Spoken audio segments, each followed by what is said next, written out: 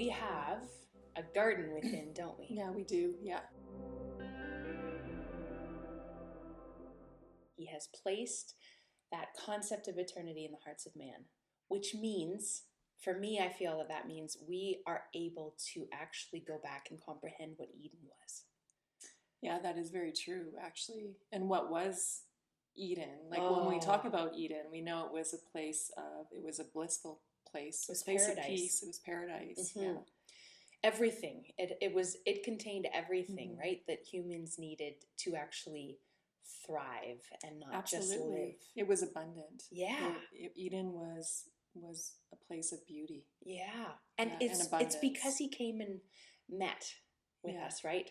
That's right. What is the verse when it says he came? Usually it was in the cool of the day, right? Yeah. And they walked in the garden hand in hand. Mm-hmm. Like, they walked with him in intimacy, and they could hear his voice. They talked with him. They walked with him and they talked with him. And I think the intimacy, the closeness was so, like, there was nothing dividing them. Right. There was nothing separating them. Right, because no sin yet. Yeah, there was so no there sin. Literally was absolute pure intimacy with the Creator. Yeah. With the Father. And I think, I don't know about you, but my heart always longs to go there. My heart always longs to have that original kind of Eden within me and with him. Absolutely. I so relate to that. And I feel like we were created in the oneness with him, that he lives inside of us, in our hearts, so that he is Eden and he is in us. And to be aware is to be aware of his presence. You know, it's to know his voice. It's to know that he's talking with us. Yeah. And we're this close. Like, there's nothing separating us. We're actually one. We are, I think of oneness. I totally think of oneness when we think of Eden, and think of we're in perfect communion. You know what I mean? There's nothing dividing. Yep. There is no, they didn't have the evil, they didn't have the thoughts, right? They didn't have doubts.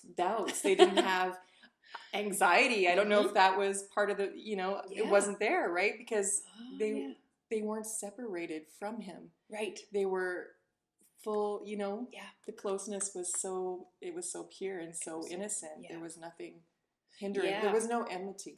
Yeah. So this concept that we are sharing today, which is how do our hearts become God's Eden? Yes. Is the idea that the essence of what that place was should be able to live in us on a day-to-day basis. And even the intimacy with God that was in that place, we can have now. So how do we picture our hearts as a garden? Can we do this in imagination? Absolutely. Use our imagination. So Holy Spirit, we just pray that you would sanctify our imaginations with the blood of Yeshua, the blood of the risen Lord Jesus Christ, to just take us to the place that you actually have in your mind when you picture our hearts.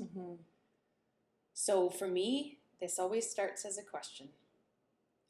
Can I ask you the question? Yeah, for sure. Okay. So Jeanette, if you were to go to God and have him illuminate what your garden, your heart, looks like to him, let's just walk through that with imagination. And it can be anything. So do you see yourself as walking through an entrance into it, or do you just immediately go into it? Oh, that's good. Well, let me just take 1 second. Well, Lord, what does my garden look like?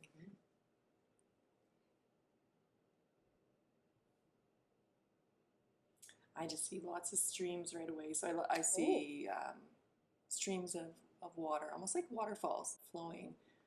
Lots of greenery. Lots of greenery. Is it feeling closed or is it wide open? The focus is actually on the fountain. The focus is on the water. That's very cool. It's on the living water. Yeah, it's on the moving water. The moving water. Yeah. Okay. Like I can see the waterfall.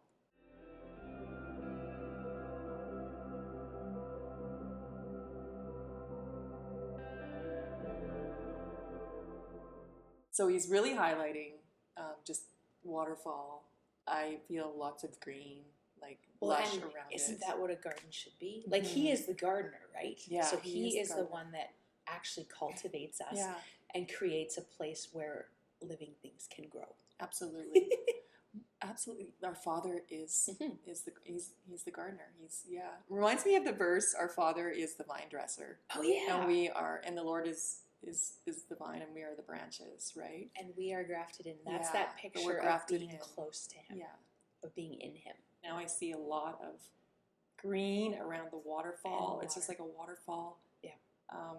Really highlighting the waterfall and just the water flowing, I think that's key, what he highlights to you, because this is the thing of you can imagine a garden and you can go to all the things that you love about a garden, because you love flowers. Oh, I love flowers. You love lots of flowers and color and everything. And yet, in this moment where he's taking you to show you your garden to him, he is highlighting something very different than you would normally see. So this is good. This is so true. This is really good. Do you know why? Maybe in the moment, even in seeing the garden, do you know why he is focusing so much on water?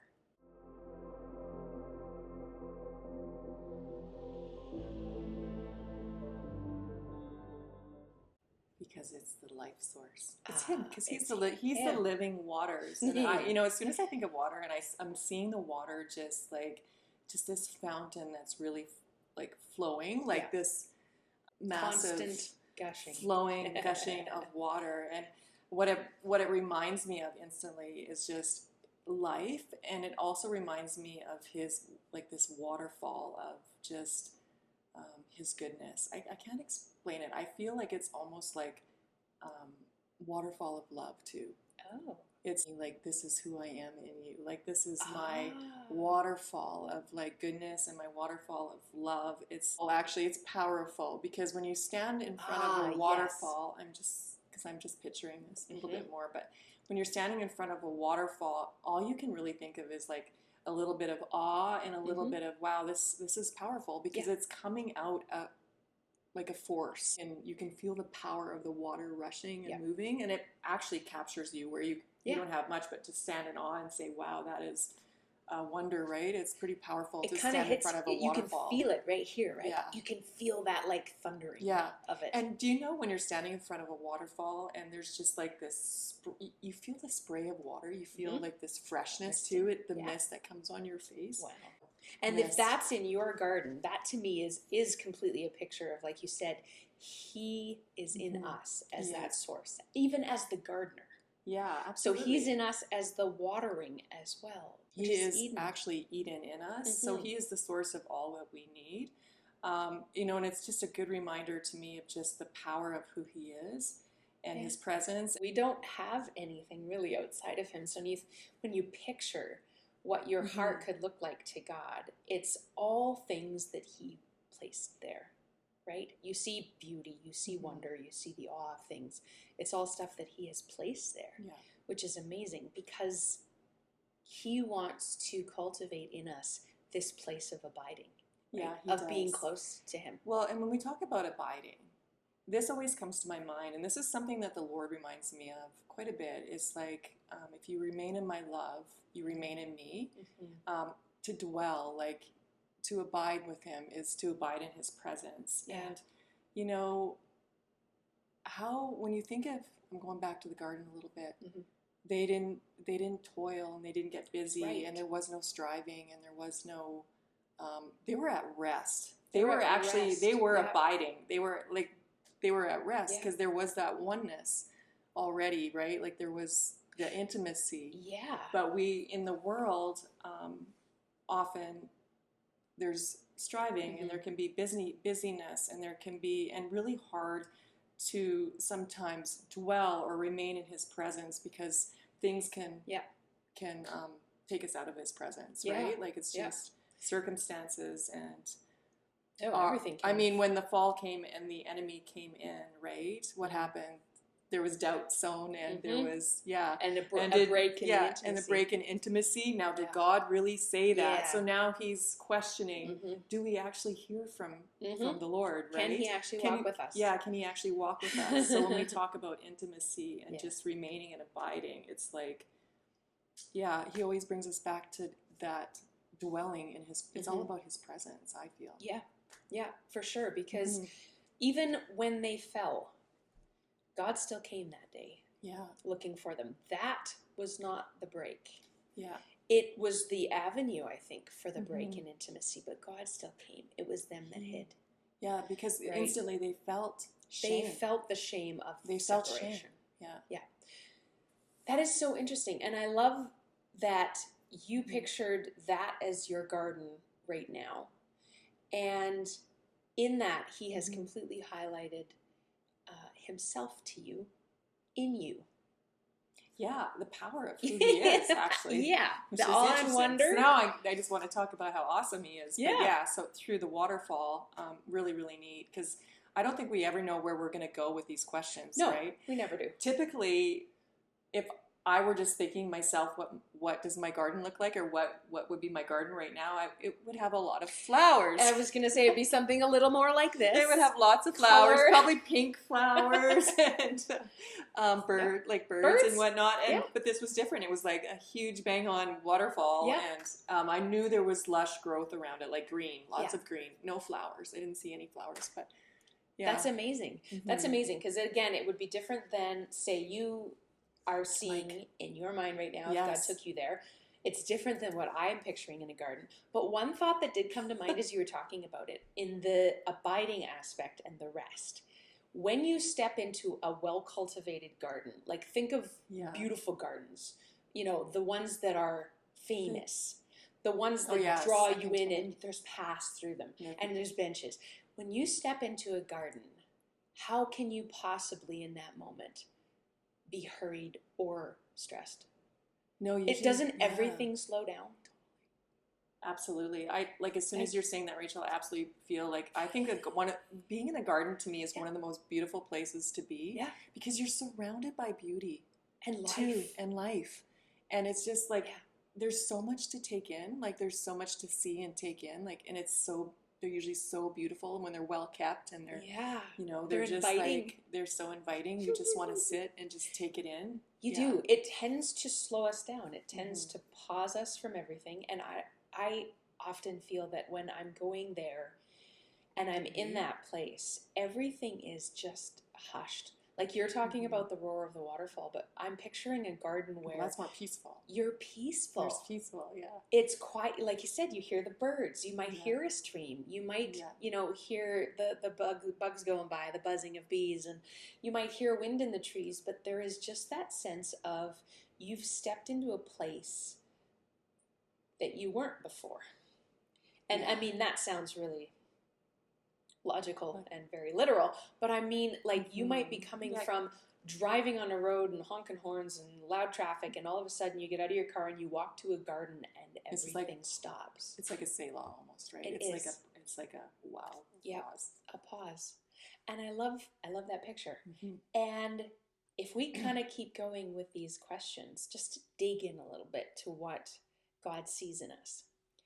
If you do picture your garden, and you can picture the one you're in right now, or if you want to just imagine the most lush garden that you can picture, if Jesus was a honeybee and he came into your garden, what is he going to be drawn to? What is he attracted to? What about your heart actually draws him, the King of Kings? That's such a good question. And I will ask that of myself as well, because I'm picturing a different garden right now. But even for you in the garden you're in, what is it that he's coming to? Okay. That's, as you, as the honeybee, Lord, what are you coming to in my garden? He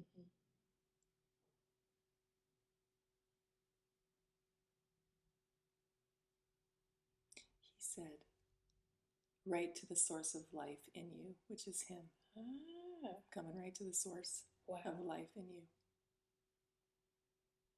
So when we I'm coming to the water, which is funny. I'm coming right to the source of life in you, which is him.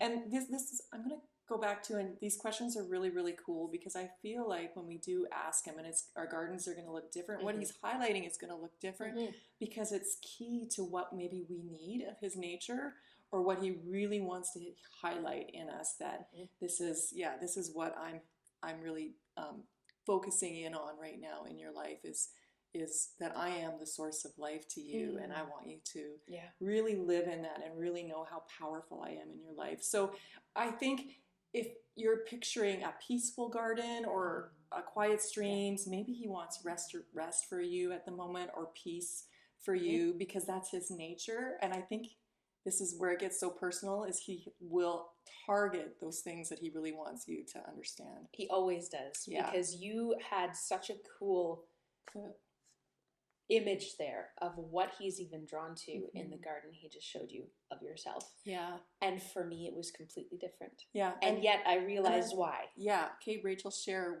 where what he was highlighting. So the first thing I saw was that my garden is fruit trees. And I saw a whole bunch of different fruit trees. I saw apples. I saw things. Yeah. But the fruit wasn't fully formed yet. And so he was coming as the honeybee. Don't laugh. Okay. To find the worms. Because Because totally makes he sense, needed though. to bring the worms to the trees, because the worms are for fertilization, aeration, right? They're good for the soil. They're good if for the earthworms soil. Are really good right? for the soil. It sounds weird to think that God would come and bring worms, because in all honesty, I would think of worms as like the pest of the garden. But they're not. They're not. And actually people, if a gardener, now I'm just thinking about gardening myself. People will actually buy earthworms because they aerate the soil and they just loosen things up so that the soil becomes really, really moist and rich, so things can grow well. Like, do you know what I mean? So they almost aerate. They do a beautiful it makes the soil rich. Rich? Yes. That's the word I get, is actually it's bringing things to a more abundant place. Like, I felt like as soon as I saw that picture, I actually chuckled to myself, because I realized, no, he's literally bringing things that are going to make the trees and soil better, so the fruit can be fuller, can be more sweet, can be more, what it was meant to be. And so I'm looking at this going, it's for growth. Yeah, it's for growth. It's for actually... It's a good thing. It's a for bettering of the garden. So what a cool picture. Because trees and plants and everything grows well in really, really good, rich, you're going to get really, really good produce and good enriched soil, right? Yeah. Well, and you even called them earthworms, and I think it's really cool, even talking about Eden as like the original on the earth. Yes. And earthworms are what make the soil probably a little closer to Eden. Yeah, it would. Yeah. So in my mind, rich. that's a really sweet thing actually that he's doing for me in my heart, which is saying, I'm going to loosen this up. I'm going to bring more air. I'm going to bring more richness to you. Very different from your picture. Yeah. Where he was highlighting with me more on the power of the waterfall.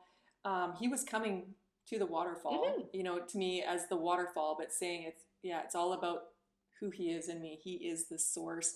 And we think about when we do live life and we're not connected to the source, what happens, right? I was even thinking of vines or vineyard or grapevines, and us being the branches and him being the vine. But some of these, I don't know if you heard this about the vine branches, those sometimes low branches will have little roots and they'll grow in the dirt. And they don't do well because they're shooting out these little roots in the dirt. They don't do anything. It's actually bad for. So the vine dresser will take and pull the roots up, will pull the vines up, and then kind of put rocks under them to lift them up, to take those little tap roots out, because it's they're not good for the vine, because it's trying to get its source from other places. So. I think him even saying that I am the source is always just a good reminder that I don't need to find the life source in other places. No. And I think we can get stuck in that, right? With sometimes looking for life in other places, or filling, having other things fill us, when he's like, no, you don't have to, because I am the source. I am the power source here. The source, right? So. Exactly. It's even, it brings to mind things like when people talk about organic farming, right? Yeah. And going back to those original cultivating and processes where you should not need an artificial fertilizer. So to me, an artificial fertilizer means you are helping something grow, but not in the way it was intended to, not with natural things. That's right. So when you talk about him being the source in us, it's that saying, God, you will have everything I need, and that flows out of me. Yeah. I don't need to search for something artificial. Absolutely. Yeah. I like that. Yeah. Wow. I think that's a beautiful picture. Like just remaining in the vine is remaining in the life source, is remaining in, his nature. His nature, completely. And as every good gardener, you were just talking about how the vine dresser, right, comes and prunes the vines so that they actually will produce fruit. He does that for us too, doesn't he? He comes and he actually trims away. And it's funny because that picture you gave me, though, is that those little suckers down below, they are growing life, but they are growing it only according to what they can. It's very shallow too. It's like just these little tiny and it's only roots. About them. It has no benefit to the plant itself. So when you think about it, we all have those things that are like, this seems good to me, but God actually comes and he says, but in that bigger picture of your whole life and what you're meant to be, that is taking away from it, and I need to prune it. Do we often allow the gardener to fully trim and prune and cut us back sometimes? I know I resist it. Yeah, I think in the flesh or in our old nature, the sin nature, we do tend to resist it because it can be a little bit painful if you cut off a branch or if you cut off a limb, or we do tend to resist it. But when the vine dresser comes in, and it's our Father comes in and inspects the vine. He's doing it out of care and for the vine, so that vine can produce ultimate fruit and be fruitful. And so when he's looking at our life, when he comes in to prune our life or to clip things away, and I mean clipping away can look different. It can be so many things. It could be he's clipping away relationships, or he's just dealing with internal things. But it can be painful, but he's doing it for a reason. So that we can be more fruitful and we can walk in fruitfulness, because he created us to be fruitful and to multiply too. And when we talk about fruitful, I look at two different things when we talk about fruitful. I look at fruitful as the fruit of the Spirit. Right. Are we operating in the fruits of the Spirit? And then I look at fruitful as, are we doing the things that he called us to do? Are we being fruitful, and are we multiplying? Are we releasing his goodness, and are we seeing his kingdom come here on earth as it is in heaven? So there's two aspects to me of fruitfulness. Because look at even that the verse when he was walking and he was hungry and he went up to the fig tree and it wasn't producing fruit. There was nothing wrong with the tree, ironically. No. Right? There's nothing wrong with the tree. The tree was healthy. But the point is that he says we are to produce fruit. And in that story, even, I always find it interesting that it's because it was out of season. God doesn't actually want us, though, to be out of season. I don't think we need to be out of season with him. Right? We should always be producing fruit. And then if we are not, he usually does take us into what I call more of a desert or wilderness season, where he wants to do where maybe he'll be pruning away some stuff. Thinking of a vine dresser when they come in, it's a daily thing where the vine dresser comes in to look after the vine and to see, is there any pests, or what does it need? Is it wilting? But so we know that the Father so cares about us. It's a daily thing, right? Well, and that daily basis takes us right back to Eden, right? He came every day to walk with them and talk with them. And it's funny, I was just picturing how, because you've seen cultivated gardens and how manicured they look and how beautiful, and that's a lot of work. Again, that's a lot of care. Think about wild gardens, though, too, because when you think of what happens out in nature unattended, sometimes to us, I don't know about you, but sometimes to me it looks like that wild garden is so cool because you're just like, oh, it doesn't need any maintenance. But if you leave it fully and there is no maintenance, you won't even be able to go into it. It will just become everything, including thorns. Well, I think it'd be overgrown. I see weeds right away. I see, well, there's probably thistles in there. And, so now you can't go into your garden. It's kind of an untamed beauty, right? But yeah. So that picture just kind of makes me go, God, I love the wildness of beauty in nature, but even out there, he tends it. So it's like, I don't want to become so wild at heart. Because honestly, doesn't our culture even applaud being a wild heart, like, and to be untamed and to be strong in that sense? I don't want to be, because I want him to be able to come into my garden. I want people to be able to come into my garden and find rest there. I want to be able to go there and actually make it through the flowers, find the paths, find the benches.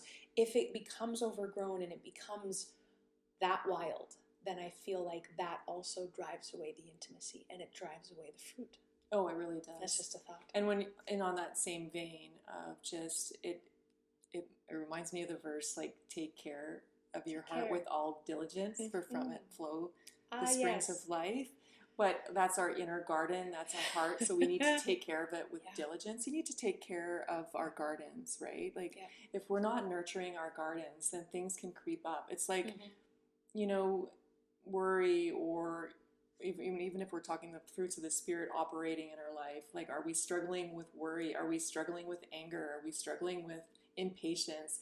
There's, you know, what is not operating of the fruits of the Spirit, where the Lord would really like it to be operating in our life. So it's like, we do need to nurture our gardens and take care of it by the Word, by His Word, and by what He's saying in that intimate place. I think intimacy is the most powerful thing, just being one with Him and knowing our oneness with Him. That abiding is very powerful. It is. And we don't have to do the tending alone, which is the great part, because this is where we partner with Him. This is where He will show us things. We can do our part. He will tend us. If we keep responding to Him and saying yes, then He will do what He needs to do. It's partnership. Flow. And I think it's partnership. It's saying, you know, every day it's saying to Lord, like, you're with me. We're together. We're walking hand in hand, and we were created to abide. Yeah. I was created to abide with you, like, to be in your presence. Yeah. So help me dwell, and help me remain in you. So as we remain in you, there will be fruit. Yeah. Well, and that just, again, it extends the eternity in our hearts that is able to, like, go back to the place of Eden and say, God, this is where you had me. This is where I belong. This is where I meet you. And be able to recognize that we can have that in the now. We don't even have to wait until eternity comes. No, that's so true. That's beautiful. So our hearts are His Eden. Yeah. Thanks for joining us today. Yeah, thank you. That was fun. I hope you take some of these questions and apply them yourself. Ask Him to show you, right? Absolutely. Ask Him to take you there. Ask Him to show you even just how He sees you, sees your heart. And when He does that, I think there's always such a spark and a revelation, because it reminds us how good He is, and where He really is speaking to us, what He's speaking to us about in our own gardens. So yes, I encourage you to do that. It's so cool. Well, and I love, you talked about the fact that the pouring water was His love to you today. Yeah. And I just wanted to say, we are filming on Valentine's Day, That's so February true. 14th. So that's a little kiss from Him. Yeah.